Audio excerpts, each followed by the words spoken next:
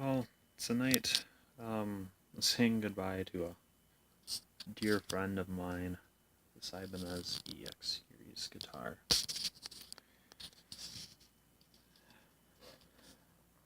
I loved owning this guitar, but it's time for it to share hands with someone else. You can see it's the metallic blue that's kind of rare. It's the humbucker single coil configuration that's kind of rare. Floyd Rose with this pickup configuration in this color, that is rare. Licensed Floyd Rose, so it's not a real Floyd Rose, but it's a Floyd Rose. This one's got the neat triangle inlays, only 22 frets. Someday I'll get a 24 fret. And yeah, an EX series, and it's not the nasty one from the 90s that has EX in giant pink luminescent letterings, because, you know, the 90s. This one's been quite a dear to me. I've always been afraid to take it places because there's not a single scratch on this thing. I got some pick dust on it. I'll clean that off before it passes into new hands, but this thing's truly immaculate. Put on some Dunlop locking tuners. I recommend putting these on any guitar you have. There we go. Proper technique is key, but just press a button, they come out. They're incredible. So you can switch these in and out with any strap lock equipped to get a guitar. Selling this one with a somewhat matching strap from a local music store. This one's wearing 10s on it. The Ernie Ball regular slinkies. I believe that's the green package. It's got an EVH detuna on it. So pretty much you pull the tremolo arm down so you can grab this guy, push it down just a little bit, slide it out, release, and then you're in drop D or however you set it up. Drop D is how I have it set up. Tone pot works, 5-way switch works, normal, 5-way 3 pickup configuration positioning. Volume pot is also a push-pull for coil split on the humbucker, and it doesn't affect any other position other than when the bridge is alone in position 1, the bridge position. So I'll roll her over here. I also put in a tremolo no and some foam to insulate the springs so they don't buzz, slap, make any kind of weird noises whatsoever. A screw fell out of the tremolo no, but I do have it in the case. I just haven't bothered putting it back in. So the tremolo no enables it will lock the trem if you so desire.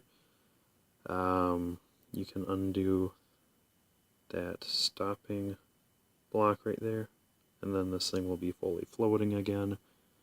Or the way I have it set up is you loosen that black set screw, and then the trem will only go down.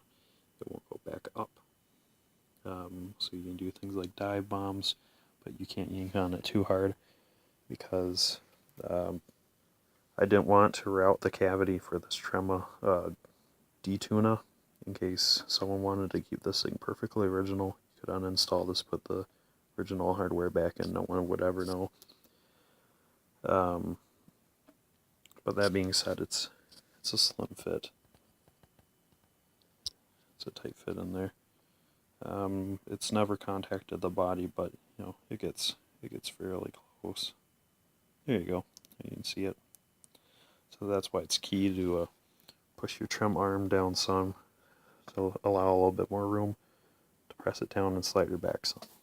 So then you're not scuffing up the body. So like I said, this body is immaculate. Same with all the hardware and electronics that are on it. Haven't even stripped any screws. The back plate I still have. That's in safekeeping too. Sold with the guitar. The only thing I don't have for this guy is some matching tools. For things like the the locking tuners. Or sorry, the tuners don't lock, but the nut does. Hardware for locking nut, intonation setup,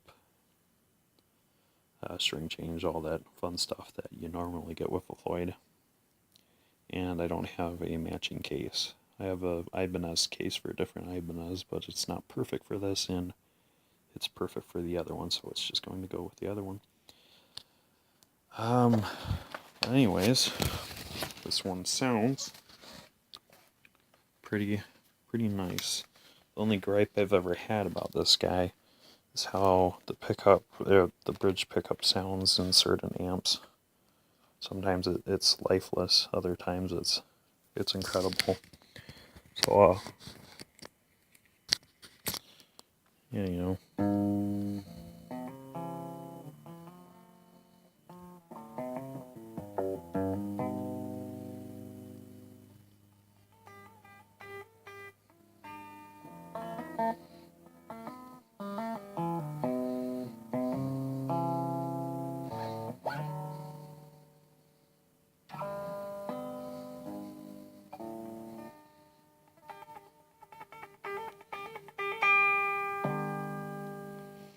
But it ain't too shabby.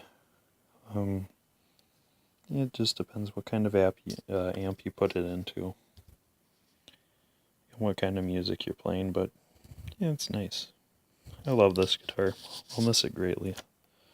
So much so that I made this video about it. Should have made one about my first guitar that I bought and recently sold, but oh well. This one's special in my books because I've done quite a lot to it. It's paid me back greatly for what I first paid for it. I did have to replace the tremolo bar, so if this doesn't seem original, it's because it probably ain't. I got this guy off eBay, and lucky enough it fit. Phew. Thank goodness for that, huh? Universal fit parts. Love it. But anyways, yeah, this guy's going to a good home now. After knocking back the finish a little bit on the neck, leveling all the frets, dressing them some, oiling the fretboard, polishing the frets, not in that order. And then, of course, all my guitars get a complete setup, which means, I address any finish issues there are in the neck, any playability issues. I make all the frets as good as I possibly can. I make the fretboard as pretty as I can via oil. And I set up the intonation as perfect as it gets. The action as perfect as it gets for most players, okay? Most players. Some guys like it a tad bit lower. It doesn't get much lower, but it can, some. Some guys like it a bunch higher, and you can do that too. But, yeah, this is just how it is. Spent a lot of time on it. A lot of time. I'll miss it dearly. It's going to someone who wants to learn how to play, or they know how to play guitar. They just learning more, as I did. So, they'll enjoy it. Well, everybody, have a good evening.